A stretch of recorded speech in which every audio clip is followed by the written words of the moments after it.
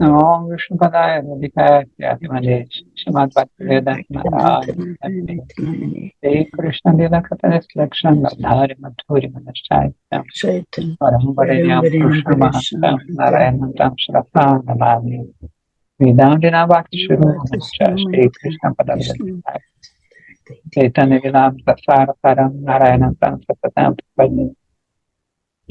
Tavavasmi Nidivame Swavidam Iti Vinayaraditam Nayamam Charanantikam Mahagrantha Bhagavad Gita Srimad Bhagavad Gita Bhagavad Gita ki jai. Então, estamos no capítulo 2. Desculpa, no capítulo 3. É 2 mesmo. No final do capítulo 2. Vamos para o verso 66. Krishna está falando para Arjuna sobre Citta Prajna, a pessoa que tem a mente controlada. Então, vamos lá. Nasti buddhira yuktasya nachayuktasya bhavana nachabhavayata shanti ashantasya kutasukam. Aquele cuja mente está descontrolada, que é desprovido de inteligência relacionada ao Atman, é incapaz de alcançar a paz por meio da meditação em Parameshvara. E sem paz, qual é a possibilidade de felicidade? Onde se encontra essa possibilidade? Shri Krishna está falando, esse shloka começando com a palavra nasti, ou seja, não existe, né? Nasti quer dizer não é. Indiretamente, reforçando a conclusão do shloka prévio, né, do shloka anterior, que fala assim, né, que quando aquele que é Citta Prajna, ou seja, que tem a inteligência vívida, prática, fixa, alcança a tranquilidade, todas as misérias se vão. Como resultado, a inteligência de tal pessoa, uma mente limpa, rapidamente se fixa em alcançar a meta desejada. Foi o verso anterior, então esse verso ele está falando que está reforçando a conclusão do verso anterior, né? Continuando aqui, a inteligência de uma pessoa cuja mente está descontrolada não ficará fixa no eu. Tal pessoa é um ayukta, ou seja, desprovido de inteligência. E é incapaz de meditar em Parameshvara, que é o Senhor Supremo, né? Ishvara, Param Supremo, Ishvara o controlador. Abhavayataha significa que aquele que não medita não pode ter paz. Em outras palavras, ele não pode ficar desapegado dos objetos dos sentidos. Uma pessoa perturbada não pode encontrar nem felicidade e nem prazer no eu. Né? Uma vez, Srila Prabhupada, ele estava falando sobre a ONU, que ele vem na época, Srila Prabhupada, quando ele vem para os Estados Unidos, ele pega a época da guerra do Vietnã. Né? E as pessoas elas começam a se unir para a paz e tudo mais. Mas eles falam, se a pessoa não tem paz interna, como é que vai ter paz externa? Né? Como é que você pode ter paz se você deseja ainda estar subjugado pelos sentidos? Então, a gente sempre vai querer alguma coisa e vai ficar perturbado porque não consegue aquilo, vai culpar outrem. Então, tem até um livro dele, A Fórmula da Paz. Né? Que a Fórmula da Paz justamente é coisa espiritual, né? Mesmo, né, a gente vê entre os meios espiritualistas, a paz não existe. Né? Muitas vezes existem muitas brigas, por causa justamente dos desejos. Né? A gente quer um desejo de poder, né, de prestígio, né, ficar proeminente em alguma área, assim por diante. E surge, na Gita fala, né, que você quando contempla o objeto dos sentidos e não tem ele, surge a raiva. E quando a raiva surge, o que acontece? Sua inteligência ela se perde. né? Ou seja, eles até explicam que o Shastra, você esquece o Shastra. Você pode até lembrar, mas na prática você esquece o Shastra e age de uma forma que não é interessante. E o final desse processo, desejo, frustração, raiva, ira, é a loucura, né? O final, a ponta, se continua progressivamente, acaba na loucura, né? A pessoa perde todo o discernimento, né? Do que é legal, do que é bom, o que não é. Uhum. E é perigoso, né? Daí surgem as guerras. Pode ser numa macro-sociedade ou numa micro-sociedade. É. Problemático. Esquece a fórmula da paz.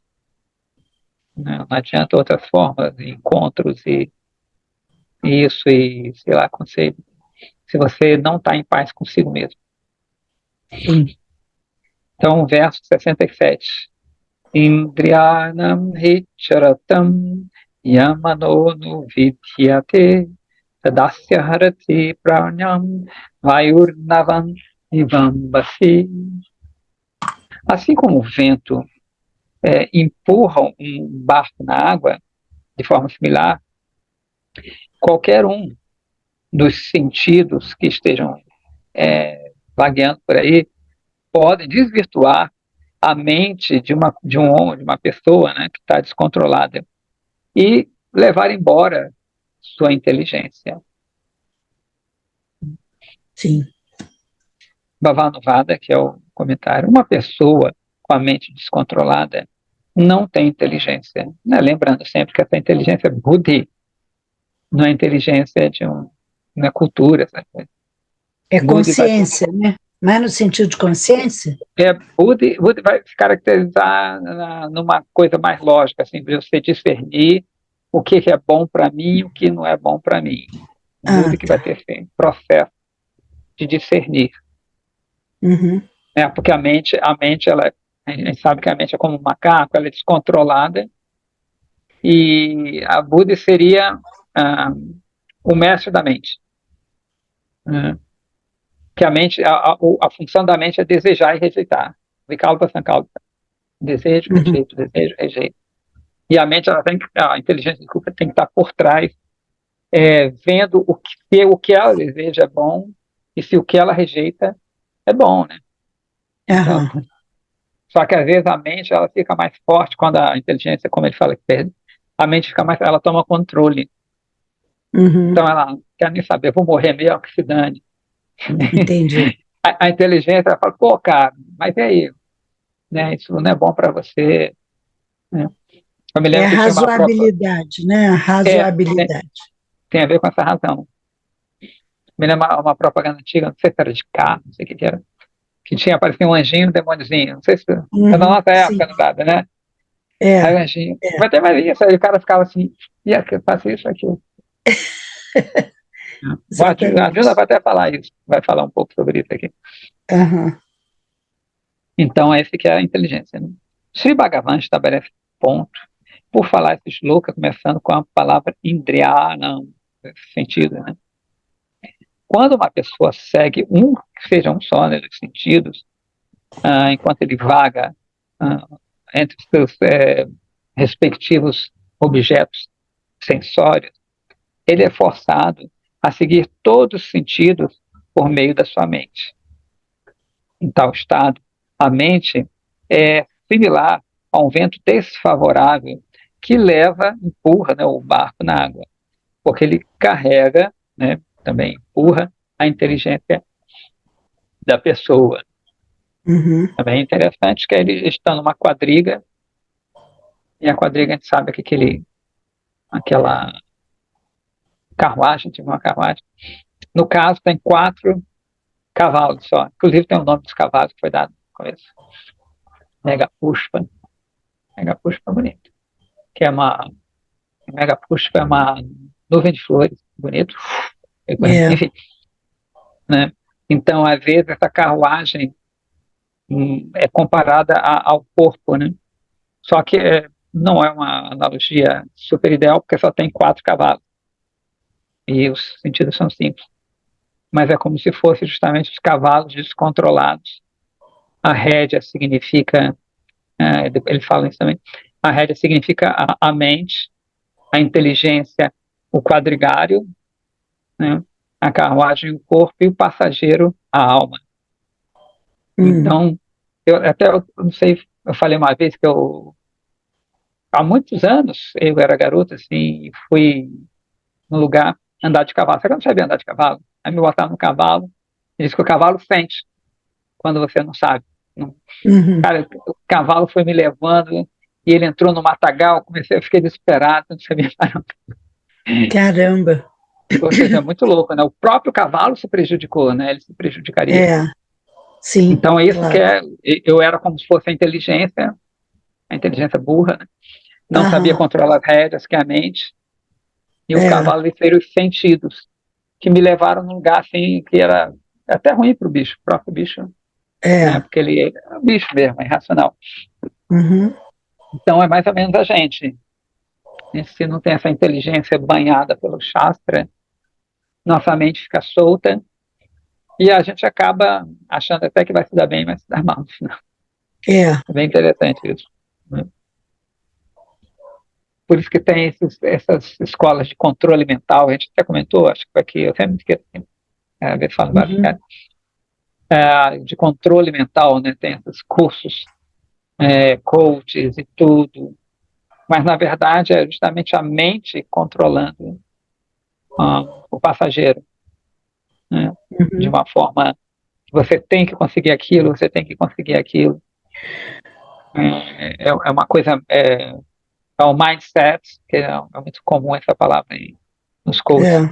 Você tem que manter aquele mindset de que você é rico. Se você pensar como pobre, você vai sempre ser pobre. Se você pensar como rico, como E próspero. esse mindset é sempre voltado para o mundo material, né? Exatamente. Sempre, sempre, sempre. Riqueza e pobreza. Alguma prosperidade, sempre para alguma, ou saúde, alguma coisa assim.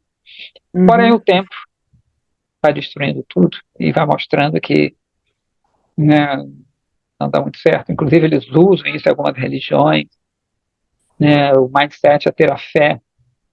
Então, se você fez ali sua oferta e não conseguiu, né? Não é por causa não é culpa do religioso, é culpa de você que não teve fé. Né? Você não teve fé em Deus, por isso que você está pobre ainda. Né? Pois é. Então, a mente ela é muito louca, é como uma trama cheia de entradas e saídas. Anuradha, você está lendo a Gita de Gita Gurudev, da já Brad. em português. Então, Isso. eu vou ler aqui, depois eu vou tirar uma dúvida aqui. Tá. Então, Shloka 68. Tasmadasya mahabaho nigrihitani sarvashaha indriyanindriyatebhya tasya pranya pratishtita. Então, no Devanagari está pratishtita. Na transliteração latina, eles botaram, eu acho que botaram errado, tá? Pratishtita. A minha edição antiga, eu não sei se na sua, é a última palavra. Pratishita. No sânscrito não está assim, está pratishtita. Então você fala para uma Mahakala que é pratishtita, tanto que vem de stita e não de shita. Então é um erro ali que eles. Então, em vez de H, é T, é isso? Não, é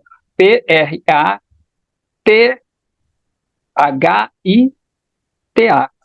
Pratishtita. Eles esqueceram um T. Eles botaram Então, mas porque não botou o T, porque senão Exatamente. só está faltando o T, porque Tá depois do T. T teria um H de qualquer jeito, né? Isso, exatamente. Tá, então só está faltando depois do S um T. Isso. Tá. Bom, essa guita até ser reeditada vai demorar bastante, mas vou deixar anotado. Porque pratista vem de prestígio, não é isso? Isso, e é um T com aquele ponto embaixo, tá? Que é um T cerebral. Sim. Que bota a língua numa posição, né, para o som ir para o céu da boca. Para ter que estar. Beleza. Pensei que já tinha corrigido na outra aqui. Não. Mas tudo bem. Então vamos lá. Né, a tradução. Therefore, portanto, Mahabahu, aquele cujos sentidos estão completamente restritos dos seus respectivos objetos sensórios está fixo em inteligência. É justamente o contrário aí dos Scopes.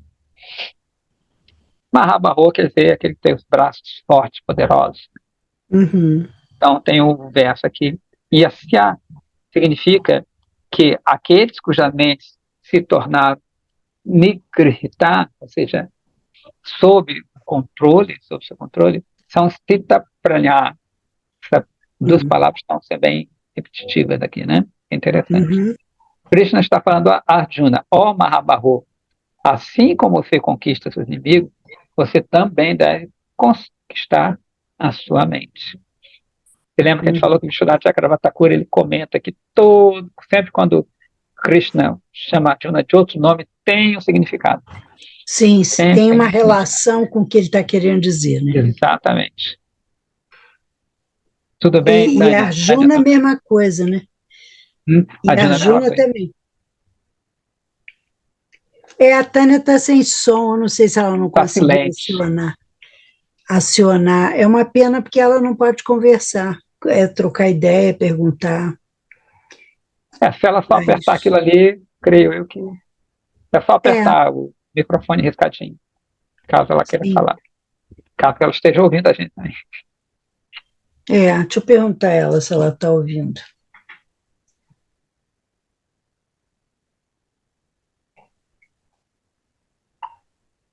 Oi, Tânia, você está conseguindo ouvir direitinho a aula? Vamos ver se ela... Não sei se ela está no celular ou se ela está no Sim, eu estou ouvindo. Agora, garoto. e no laptop, eu estou com o laptop na cama aqui, porque eu estou no ar-condicionado e o ar-condicionado é muito barulhento. Então, a Renata botou o som agora que eu não vi, que eu estava sem microfone. Tá. Estão me ouvindo dos dois? Você está me ouvindo no celular e no laptop? Muito bem. Então tá. Não, é só para você. Deixa eu falar uma coisa. Vocês estão falando sobre a Gita, sobre eu não sei se é algum erro, engano ortográfico ou de pronúncia que o Mahakala tem que reeditar, não é isso? Isso, exatamente. Isso faz diferença. Aí eu fiquei... É aí que eu me toquei, que eu estou sem... Eu comecei a falar, perguntar se vocês não me ouviam. Então, eu posso continuar lendo a Gita daquele que a gente tem o coração? Pode, porque pelo menos os versos você acompanha e a tradução dos versos é igual também. Os comentários é que serão diferentes. Mas os versos... Oi? Por que ele está fazendo o outro? Porque esse foi comentado por Prabhupada e tem comentários de... como é que é, Pri, o nome do mestre? Baladeva Vidyabhushana. Baladeva Vidyabhushana. Tem algum comentário dele. E esse que a gente está lendo agora são comentários do meu guru, Bhaktivedanta Narayana Maharaj, e eu nunca sei o primeiro nome, Chakravarti Thakura. Vishwanatha Chakravarti Thakura, que é um outro mestre, que era mestre Eu sei quem é aquele magro, alto. Não, magro, alto. Não, já morreu há um tempo. Nenhum desses dois. Bom. Whatever. Tá? Então, são mestres diferentes, mas o conteúdo que eles vão dizer é a mesma coisa, porque eles vão comentar o verso que é o mesmo em qualquer Gita, o verso é exatamente o mesmo. A fala de Krishna é exatamente a mesma sempre. Só que os mestres comentam cada um com sua maneira de ver, seu tipo de pregação, depende de cada mestre. O público que vai assistir, né, que vai ouvir, que vai ler o livro. Prabhupada, por exemplo, fez um comentário um pouco mais simples, porque ele estava lidando com pessoas que estavam lendo a Gita pela primeiríssima vez. Então, eram os primeiros ouvintes do Bhagavad Gita no Ocidente. O nosso mestre, essa Gita que a gente está lendo, já é um pouquinho mais aprofundada, tem comentários, conta histórias, o comentário é mais um pouco diferente. Não diferente do conteúdo filosófico. O conteúdo filosófico é o mesmo sob o ponto de vista de um mestre ou de outro. Entendeu? Com a imagem. Mas todos os mestres são fidedignos, são mestres sérios que devem ser ouvidos com atenção, tá? Então você pode seguir na sua Gita, porque o verso é o mesmo e a tradução do verso vai ser a mesma, só que talvez com palavras diferentes. Tá. Tá? Então vamos lá. Então, verso 69. Sim. Yanisha sarva bhutanam tasyam jagarti samyami yasyam jagrati bhutani sanisha pasyato munehe. O estado iluminado de tal sábio que tem a mente fixa, né, aparece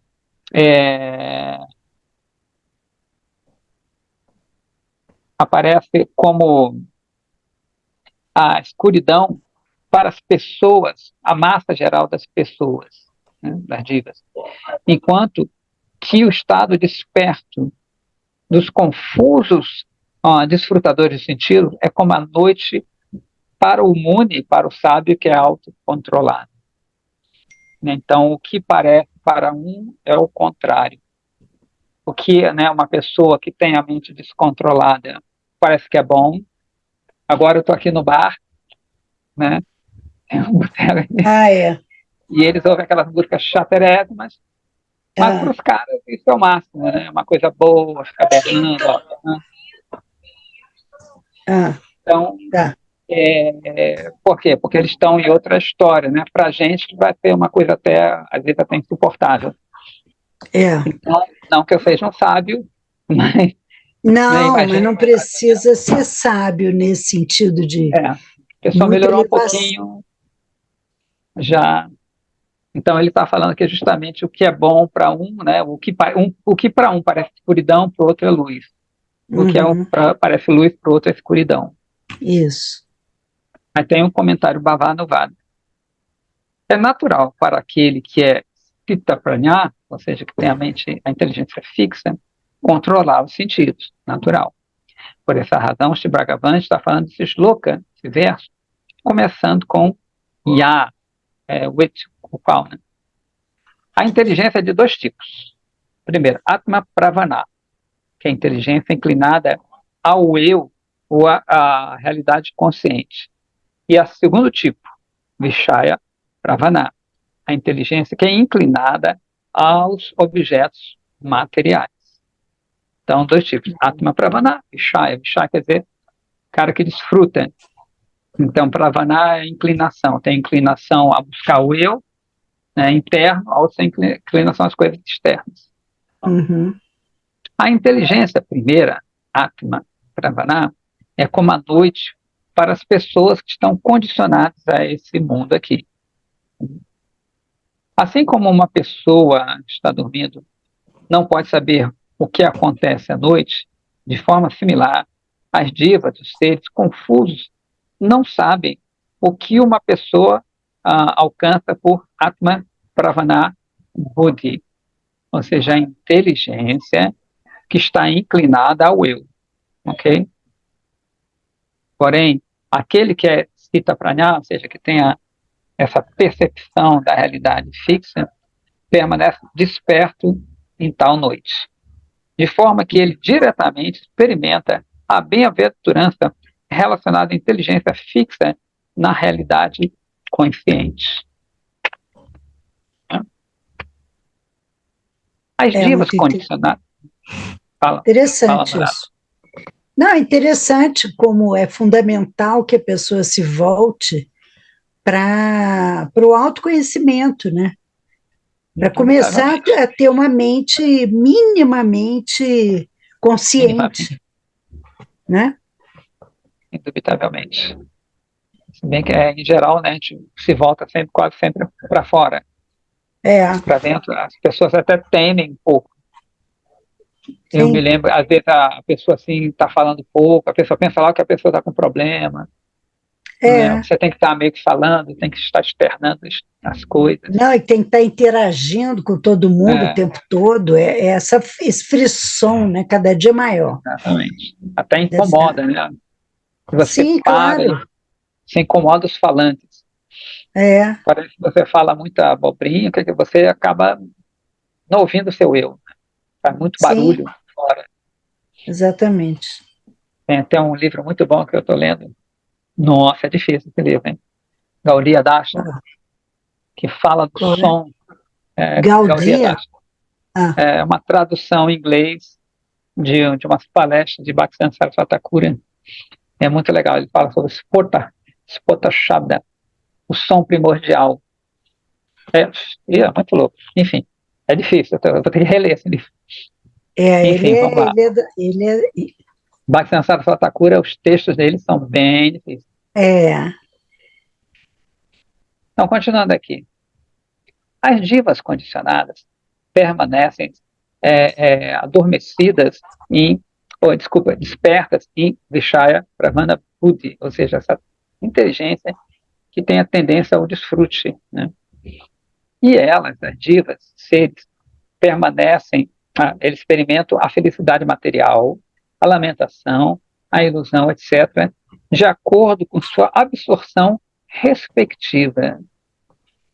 Ou seja, quanto mais você se absorve em algo, mais você vai sentir aquilo. Lembra que a gente falou outro dia que o apego é o termômetro, né, do sofrimento. Quanto mais apegado, mais sofre, menos apegado, menos sofre. Isso. Eles não estão adormecidos para isso, né? Eles estão acordados para esse mundo, digamos assim. Já os munis, pranayastita, muni vem de mauna, de silêncio, até interessante que ele botou aqui muni. A gente traduz como sábio, mas vem de silêncio, né? Mas não um silêncio nihilista, não um silêncio nihilista. Né? É o silêncio às coisas externas. Externas. Não é um silêncio total. Uma coisa, um vácuo, não é um vácuo, né? Então, para a gente, ser um muni é fazer o mal no silêncio do mundo. Mas você está sempre falando de Krishna, de Deus. É o verdadeiro silêncio. Então, essas pessoas, contudo, não experimentam nada em tal noite, na analogia. Elas permanecem indiferentes aos objetos sensórios que dão felicidade e tristeza às pessoas materialistas e, permanecendo desapegados, somente aceitam aqueles objetos sensórios que são necessários para a sua manutenção. Então, não é que eles vão ficar sem nada, sem pensar nada, sem comer, sem nada, né? Sem roupa. Até uns que ficam assim, mas tudo bem. Mas viver com o essencial, né? Tudo, exatamente. Como é que ele fala para manter o corpo e a alma juntos? O essencial para manter o corpo e a alma juntos. Como o Prabhupada dizia, né? Vida simples, pensamento elevado. É até interessante que tem umas pessoas que apregoam que a gente deveria também, que os nossos artefatos que a gente usa, os símbolos Vaishnavas também deveriam ser abandonados, para não se apegar a nada, nem os símbolos Vaishnavas, tais como a Kanti, né, Tilaka, aquela marca, Japamala, ou um dote, ou uma coisa assim, né? Tem gente que apregoa isso também. Porém... mas a Japamala, pelo amor de Deus, vai ficar cantando Mahamantra só na mente. na boca. Mahaprabhu cantava nos dedos, muitas vezes cantava nos dedos. Tem até um número, se você começa daqui, vai nessa aqui, dá certinho 108. Enfim, não é o nosso caso, mas a gente vê que os Goswami de Vrindavan, que eram todos renunciados, eles mantinham certas coisas, né, os essencial. Então a gente não deve chegar também a outro extremo de eliminar, inclusive, os artefatos, né, que eles promovem também. O hábito não faz o monge, mas ajuda. Sim, sim.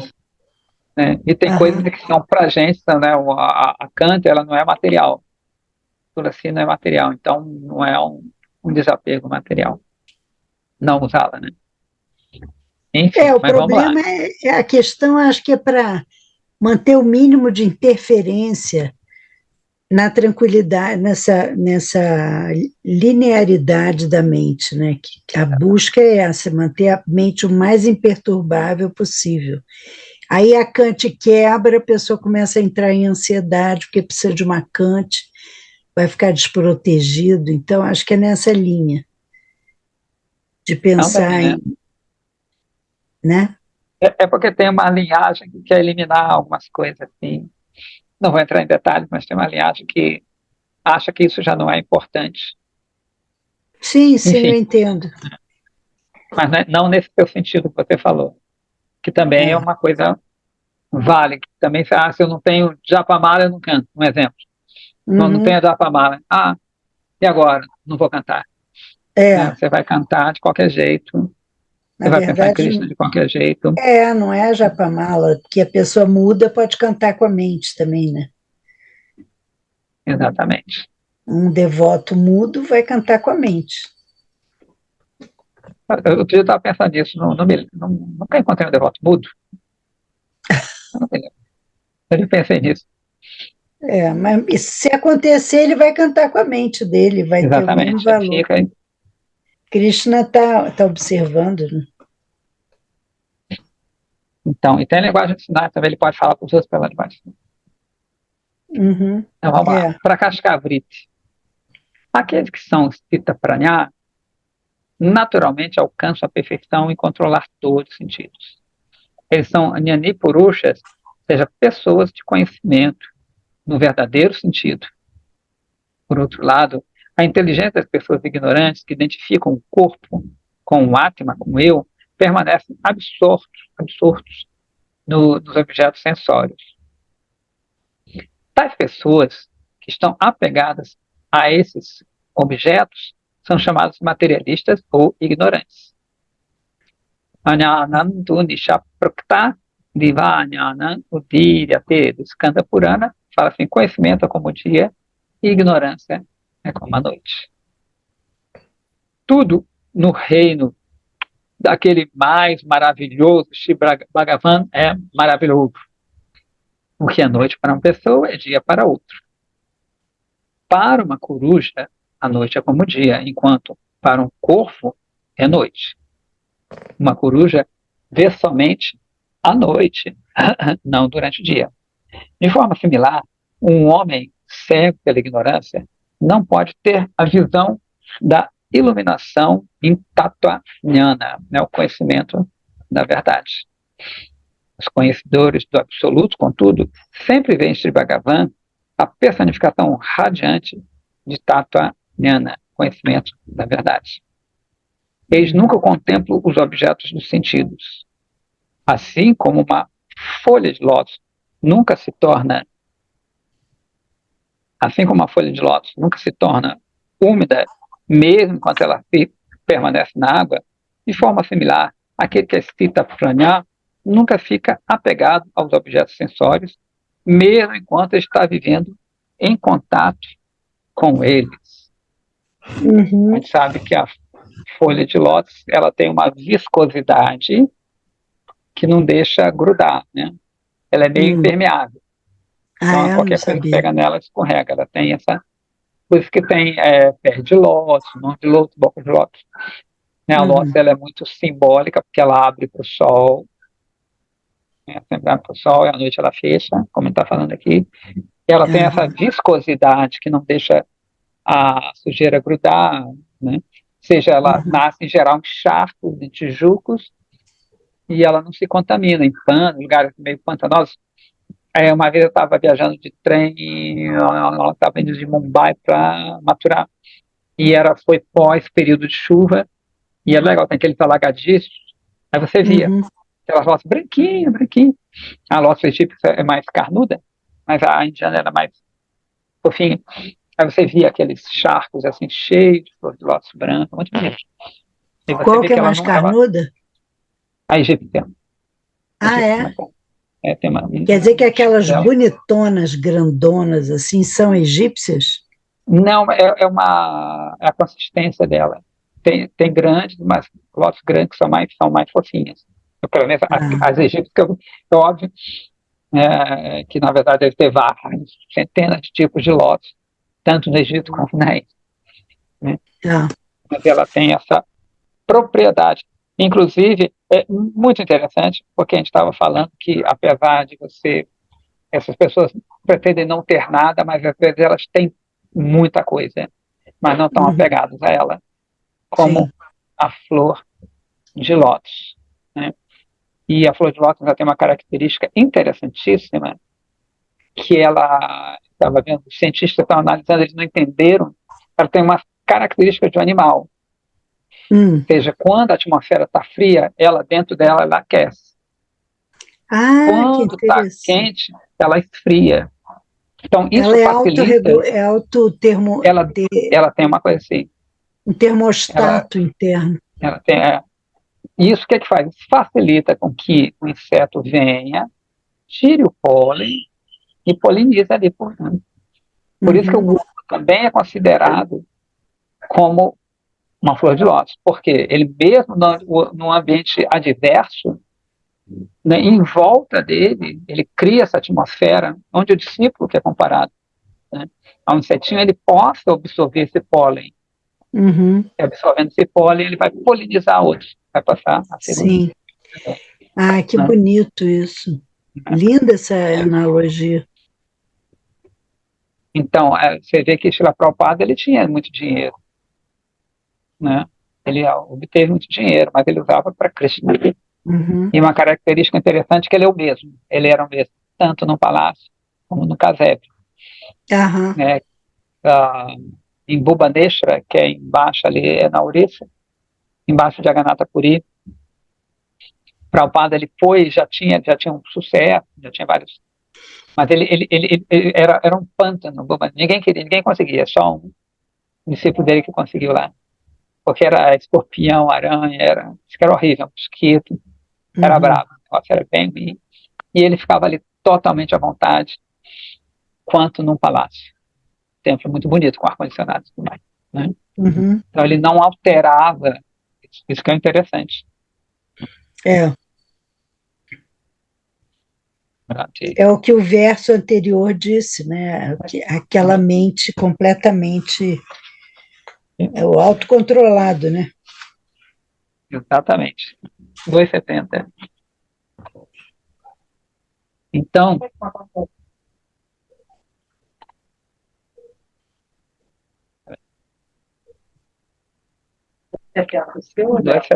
não, 2,70 para qualquer um. Capítulo 2, verso 70, para qualquer um. Sim. Então, vamos lá. Capítulo 2, verso 70. Sim. Apuryamanam achala pratishtam samudran apah pravishanti yadvat tadvat kamayam pravishanti sarve tashanti apnoti nakama kami. Assim como incontáveis rios fluem para o oceano, que nunca transborda, vários desejos fluem na mente daquele que é um Stita Pranya. Ainda assim, seu equilíbrio nunca é perturbado. As pessoas, somente as pessoas podem alcançar a paz, não aqueles que se esforçam sempre para satisfazer os seus desejos. Então, ele está dando aqui uma analogia com os rios que fluem para o oceano, porém o oceano não altera seu nível, né? Aham.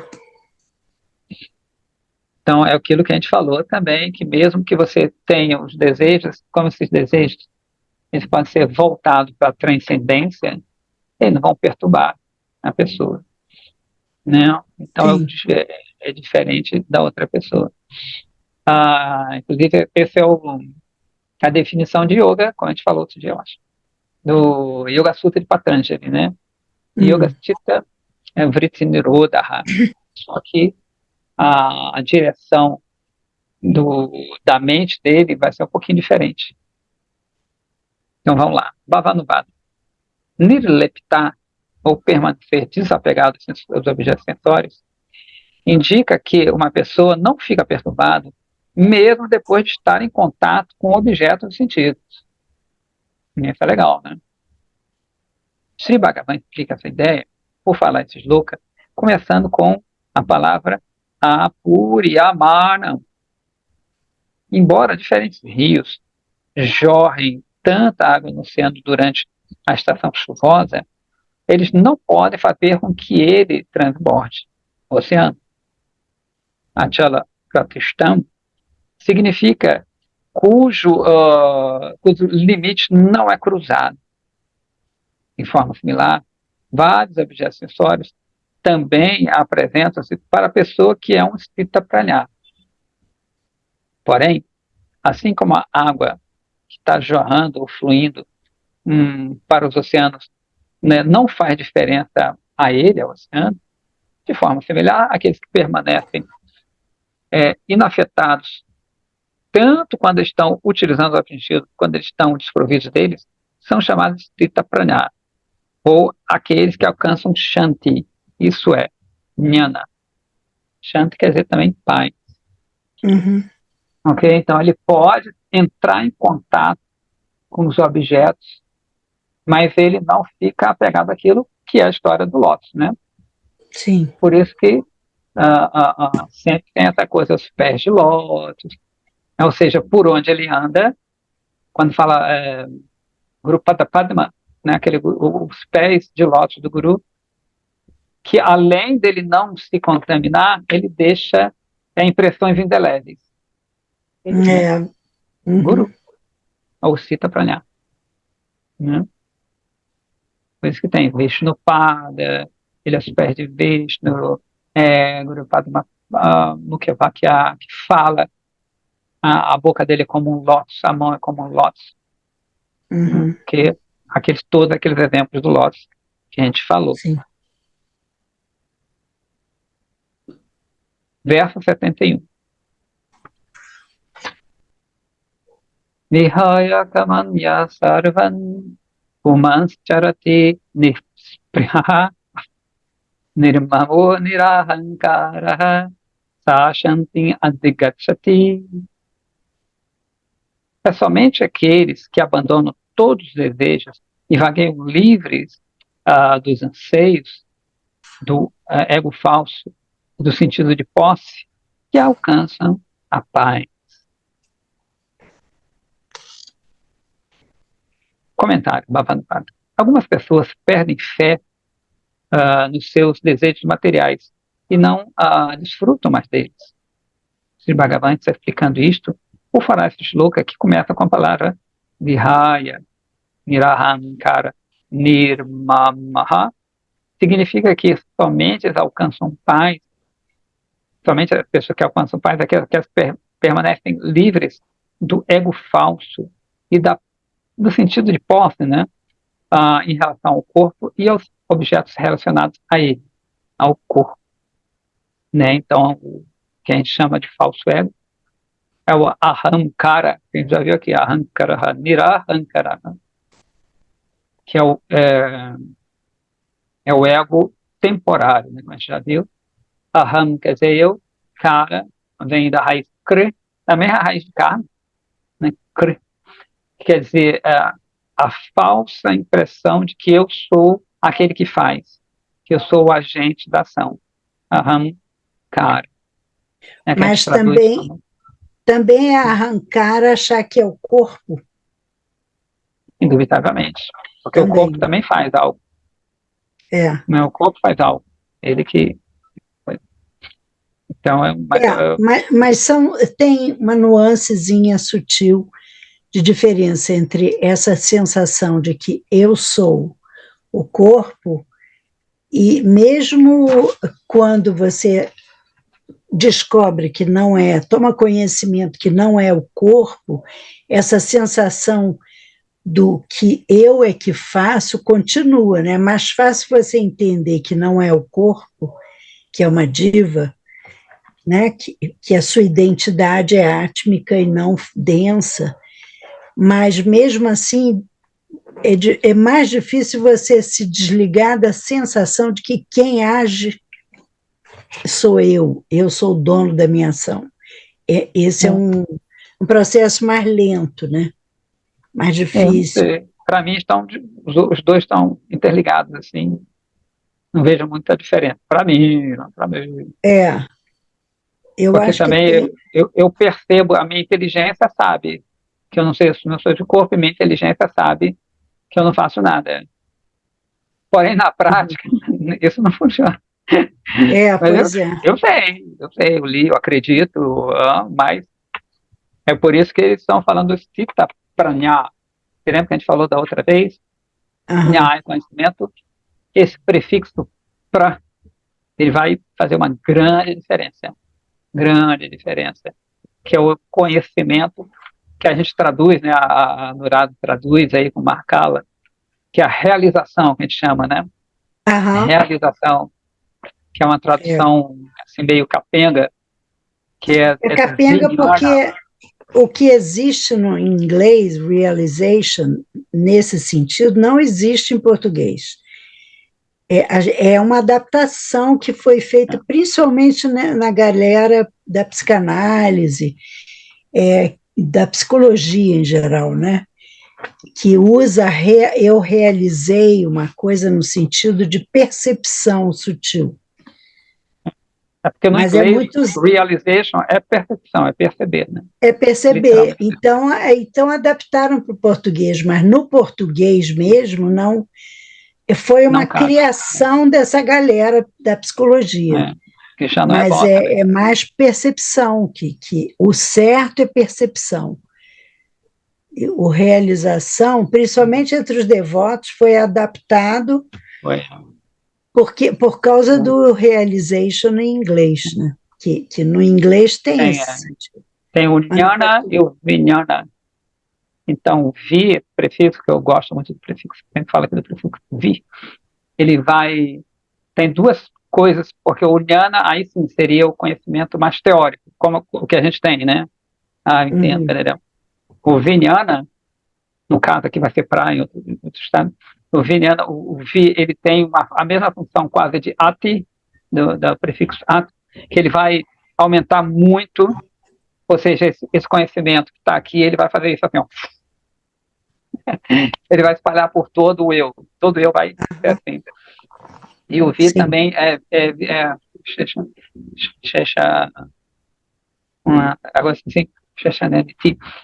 vai ter uma especificidade, uma qualificação, uma coisa especial. Sim. Né? Esse vi, quando a gente vai ver em outras coisas, o vi também pode ser outra coisa, só que não cabe aqui. Sim. Inclusive, tem a gramática sânscrita de Jiva Goswami, belíssima, que ele relaciona todas as palavras, todas as vogais e consoantes com Bhagavan. É muito legal. É uma doideira. Deve ser legal. Maravilhoso, é uma viagem esse livro. Então, Swara, né, as vogais são Swara. Swara quer dizer que é aquilo que brilha por si mesmo, que não precisa de nada. Swara. E Swara, ele vai corresponder a Sarveshwara na gramática dele, chamada Vyakarana.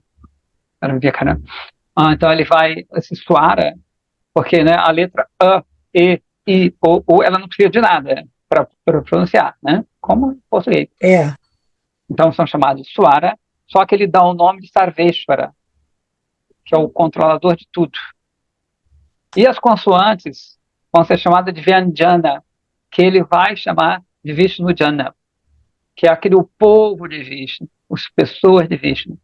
Porque a consoante ela precisa de uma swara. Como aqui também, né? O T, o T e o E, o P, P e o E. Então ele precisa do outro.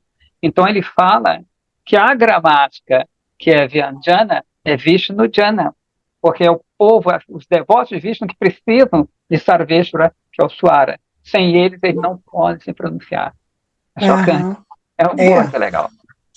Muito interessante. É porque senão a gente ia ia chamar a consoante de B. É só o som, né? Exatamente. Então, como a gente não existe sem Bhagavan. Né? Então, por isso que ele é Swara. Até na Gita ele fala, a letra A, né, eu sou a letra A. Quando ele fala. É lindo esse. Qual é esse capítulo, hein? Eu acho tão lindo a opulência.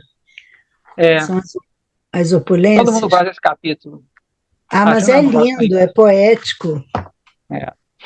Acho muito lindo. Qual é o número, você lembra? 10? Acho que é o 10 ou 11. Tem o 10 e 11 que falam das opulências do absoluto. Acho lindo. Vamos lá, então. Vibhuti Yoga. Verso 72. Esha brahmi sthiti parta nainam prapya vimuhyati sthitvasyan antakalepi brahma nirvanam vichati. Parta. Parta, quem é Parta? Quem é Parta? Arjuna, só tem 2, que é o filho de Prita, que no caso aqui é Prita, é outro nome dela. Então vamos lá. Parta, alcançando Brahma dessa forma, alcançar Brahma desse modo é chamado de Brahmi Stitihi. Após alcançar esse estado, uma pessoa não mais fica iludida. Se, na hora da morte, uma pessoa se situa nesta consciência, mesmo que seja por um momento, ela alcança um Brahma Nirvana. Brahma Nirvana.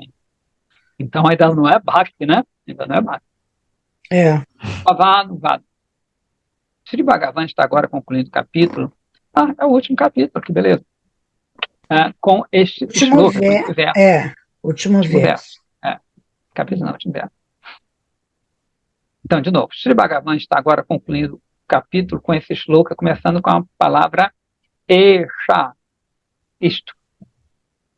Alcançando o estado de Brahma, chama-se Brahmi. Não é o remedinho, não, tá? Brahmi. Cuidado.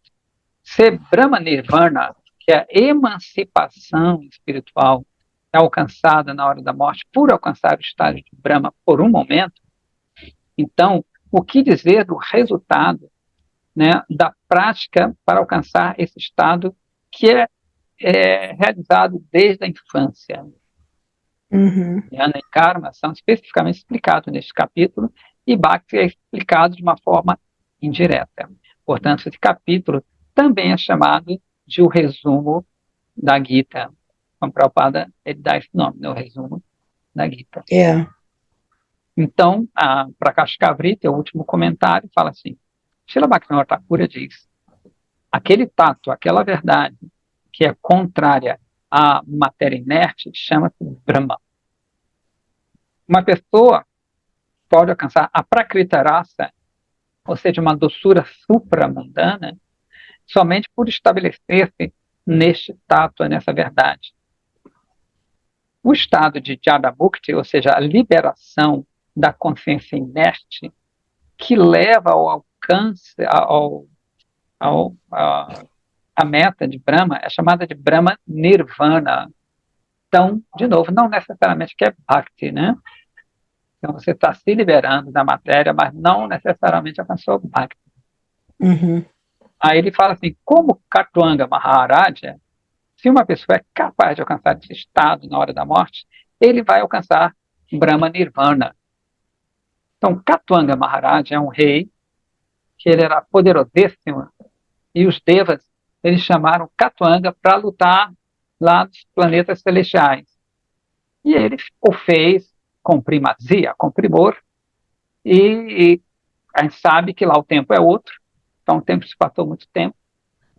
E quando ele ia voltar para a Terra, o Katuanga Maharaja, os devas perguntaram, os devas falaram assim, o que você quer? Você ajudou a gente aqui, pede uma bênção. Katuanga Maharaja era uma pessoa mais elevada e falou, quanto tempo me resta nesse mundo? Aí eles falaram um instante. Na verdade, em sânscrito, eles falaram muhurta. Muhurta são 48 minutos. Então, aí ele restava somente 48 minutos. E esses 48 minutos ele se dedicou completamente a Bhagavan. Por isso que ele está dando esse exemplo, que apesar de ter lutado tudo, mas nos últimos minutos ele se entregou com tanta força a Bhagavan, que ele, que eu saiba, não alcançou Bhakti, né, Goloka e tudo, mas ele alcançou eu acho que ele é devoto de Vishnu, não tenho certeza, ele alcançou a libertação desse mundo. Essa história de Katuanga Maharaj. Continuando aqui, este capítulo é o sumário da Gita. Dos versos 1 ao 10, é introduzida a natureza da pessoa que está fazendo pergunta. Do 12 ao 30, dá a descrição da verdade sobre o Atman, o eu, e o não eu. Dos versos 31 ao 38, existe a explicação de piedade, pecado, dentro de sua Dharma Rupa Karma, ou seja, os deveres prescritos. Do 39 ao 72, descreve Nishkama Karma Yoga. Aquele yoga, Nishkama Karma Yoga. Aquele yoga que é feito com ação, mas não tem o desejo para si. Então, dos versos 39 ao 72, descreve esse tipo de yoga que leva ao jnana, né, ao conhecimento, e a karma, aos deveres prescritos. Também existe uma descrição do comportamento de uma pessoa que está situada neste yoga. Tudo bem? Perguntas? Tudo bem. Detalhes? Tudo bem? Engraçado, aqui nesse livro, nessa edição, não tem essa história de Katuanga. Não, a história eu contei, só fala de Katuanga. Não, mas aqui não, acho que não fala, não estou vendo, não é no comentário. Que horror, comentário é no Prakashikavrita. Pois é, mas não estou vendo aqui. Não, ele só começa a partir do momento que você começou a falar. Srila Bhaktivinoda Thakura diz, este capítulo é o resumo do Bhagavad Gita Parará. Ele começa o Prakashikavrita nessa fala. Srila Bhaktivinoda. Sim, mas de onde que vem essa história do Katuanga? Nesse mesmo parágrafo, no meu. Não tem. Tirou da outra Gita. Esses livros, eles são estranhos, cada um tem vários, né? Tem várias fontes. Eu gosto mais dessa edição aqui. Enfim, vamos passar para o capítulo 3, então. Já são 8:03, na verdade. Acho que podia deixar para a semana que vem. Então, vou falar o verso, então. Tá. Fala o verso. Então, não vou nem falar em sânscrito, Karma Yoga, capítulo 3, a Yoga, por meio do princípio da ação. E a Arjuna vai dizer assim, Janardana, se você considera que a inteligência relacionada a Bhakti, que está além dos gunas, é superior à ação, então por que, Keshava, né, outro nome de Krishna, quer dizer que ele tem os cabelos encaracolados belíssimos, por que você está me ocupando nessa guerra terrível? Então, food for thought, né? Alimento para o pensar. Sim. Aí, na quinta-feira que vem, se assim o Todo-Poderoso, Todo-Amoroso, na verdade, permitir, continuaremos desse ponto que o Arjuna vai falar assim, né? Por que eu tenho que lutar, então? Se o negócio é tão bonitinho, por que eu não fico fazendo meu yoga ali? Por que eu tenho que batalhar? Aí... eu achei até que... Porque quando tem um pedaço nesse 2 que Arjuna parece que já se rendeu aos argumentos de Krishna, mas pelo visto não, né? Não, nunca. É que nem a gente. Pelo visto não. Paré. Pois é. Por isso porque essa altura da vida ele ainda faz um comentário desse, né? Durante a batalha, ele vai também fazer coisas. Durante todo o Mahabharata, ele vai. Durante a batalha. Vai estar sempre reclamando. Sempre vai ter alguma coisa. É que nem a nossa vida. Até chegar à perfeição, durante a batalha, né? Durante o percurso. Como é que foi ontem que eu vi uma coisa bonita? Ai, minha memória está muito boa. Mas fala que justamente o ouro, que o ouro ele é batido, né? Você sabe que o ouro você tem que bater para moldar ele. Ele põe fogo e o ouro, então diz que acho que bastante sabe Satakura, não me lembro, mas é que a gente é ouro por essência, mas a gente tem que ser batido, trabalhado para que esse ouro venha à tona. E ele dá um exemplo, é um Vaishnava que também dá o exemplo do caldo de cana, que por fora, né, a cana ela é dura, é que nem a gente é dura, mas por dentro a gente tem aquela doçura, só que está coberta. Às vezes a gente tem que passar por aquela prensa ali. E não passa uma vez, não, passa outra vez. E outra passa vez, várias, para sair o sumo. O sumo, né? Exatamente.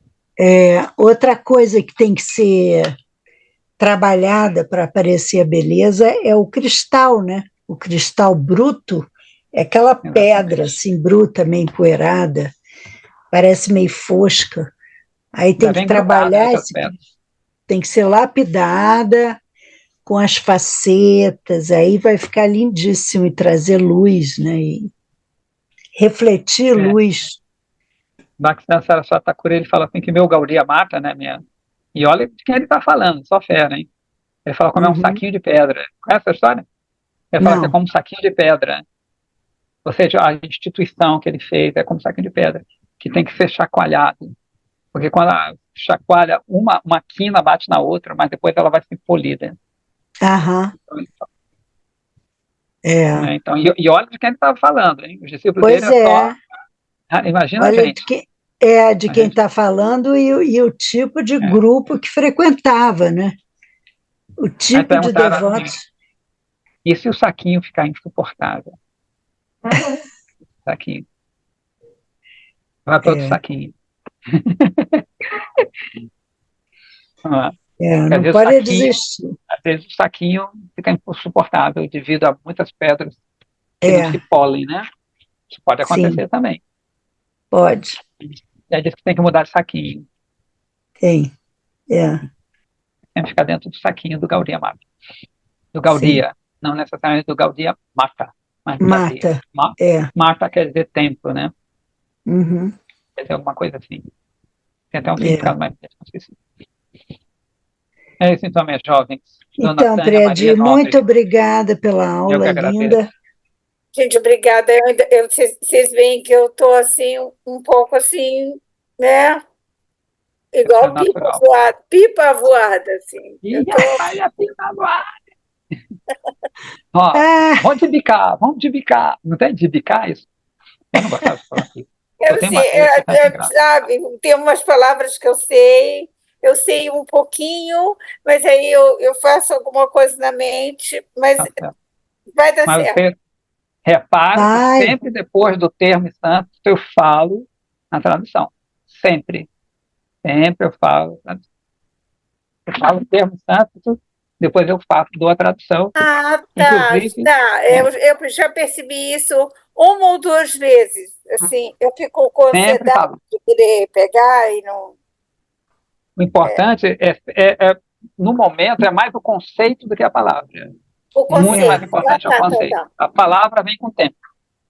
Os termos vêm com o tempo. Agora, o conceito é o mais importante. Exatamente. Me dá uma sensação boa, uma sensação de bem-estar. Que bom. Me faz bem. Que bom, isso é fundamental. Você se identificar e se sentir bem afetivamente com esse conhecimento, se é uma coisa que te traz conforto emocional, é fundamental isso. Você traduziu bem o que eu queria falar. Conforto emocional. Me dá conforto emocional. Afetivo, né? Conforto afetivo. Teve um discípulo que falou, Gurudev, eu estou cantando aqui há anos, não sinto nenhuma diferença. ele falou assim, você não sabe, mas eu sei. Por dentro está mudando. Ele falou assim, por dentro está mudando. Né? Você vai ver na outra vida. Que E às vezes a pessoa pois não tem. Às vezes não, ele não sentia, ele foi sincero. Né? Foi uma pessoa que foi sincera. Ele falou, eu sei que está mudando. Eu posso ver que lá por dentro está mexendo. Pois então, tem isso aí também, né? Eu trago à tona o processo da yoga, né? A yoga, ela através dos asanas e de toda aquela austeridade do pranayama mesmo, ela vai fazendo algum processo interno de preparar a mente para um campo mais sutil, sem a pessoa perceber. O processo da Hatha Yoga, né? A Hatha Yoga. Ela vai trabalhando, não sei se são os chakras que vão, o que é, mas a pessoa vai transformando internamente sem perceber, vai entrando num campinho um pouco mais sutil. A yoga lá da Índia, a yoga como foi criada, né? Com o propósito que foi criada, não é essa yoga ginástica de embelezamento do corpo que se faz no Ocidente, porque isso aí, a meta ficou mais bonito, mais sarado, mais isso, mais aquilo, só por fora. Não tem nem aula de teoria, não tem aula de nada, é só ali a malhação para ficar bonitão. Mas a yoga de Patanjali, a meta era trazer uma transformação interna. Mas você sabe que no yoga do Patanjali não tem asana. Bom, não sei se tem asana ou não tem asana. Eu sei que o processo da yoga tem essa transformação interna involuntária. Sim, o da Índia, lá na Índia, quando eles fazem, faz parte da...